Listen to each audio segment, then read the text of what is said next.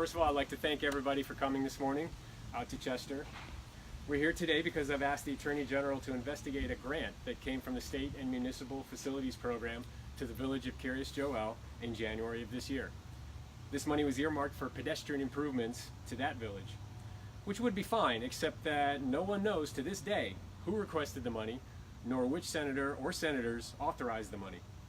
This is highly unusual, and in fact, it was the only grant among over 1,100 to be authorized with no senator's name attached. Ordinarily, when a legislator sends resources back to his district, he wants the world to know about his ability to deliver. In this case, some Republican senator or senators felt it was important to remain anonymous. This flies in the face of every notion of clean and transparent and accountable government, and it is ploys like this that cause New Yorkers to lose faith in government. Was there a quid pro quo?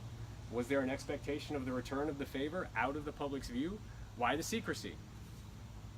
We're here in Chester today to point out that there are many other communities who have benefited, who could have benefited from transportation, infrastructure, and pedestrian improvements, such as were earmarked in this anonymous dark grant. The business community here in Sugarloaf has been trying for decades to get sidewalks in its downtown shopping area. The business climate would be greatly improved if there were sidewalks connecting all the shops and restaurants here on Main Street here in Sugarloaf. As it is, you take your life in your hands walking from the main road, simply going from shop to shop. Why aren't pedestrian and infrastructure improvements being directed where they can do the most good? Why aren't our legislators directing projects where constituents are actually requesting them? Whether it's Cornwall, Blooming Grove, so many neighborhoods in Orange County could use transportation, pedestrian, and infrastructure improvements. Why are they having such trouble getting funding? You know, it's bad enough, it's enough of a challenge that this dark and untraceable money is flowing from certain donors to the politicians via the LLC loophole and other scams. But this is a whole new front in the war on clean government. We now have dark and untraceable money flowing from the politicians to the constituents. Who's buying whom? We don't even know. And if the Senate Republican caucus has its way, we never will. I know that Attorney General Underwood shares my concern for clean and honest government, and so long as it's in her purview, I'm confident that her office will conduct a fair investigation and follow the facts where they lead without fear or favor. But it's a shame the AG's resources need to be spent in this manner. Why the secrecy? Why can't state expenditures and every other government function be done in the light of day where we can all hold it to account? I insist that something be done.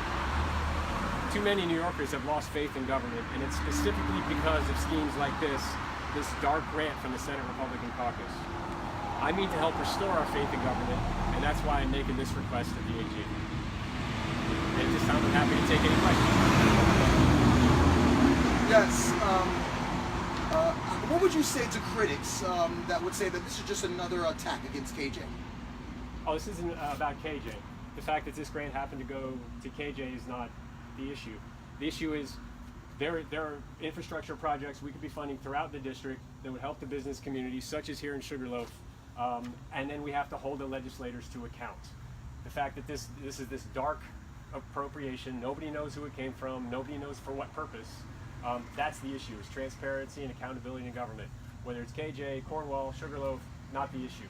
But everybody's got to play by the same rules. And when you have a town that didn't even make a request, as far as anybody knows, just being bestowed this grant, and we don't even know which legislator is behind it, we don't know who to ask about it. I want to know where my tax money is being spent and why. It's a very fundamental principle, and that's what I'm standing on. What brought you to this issue?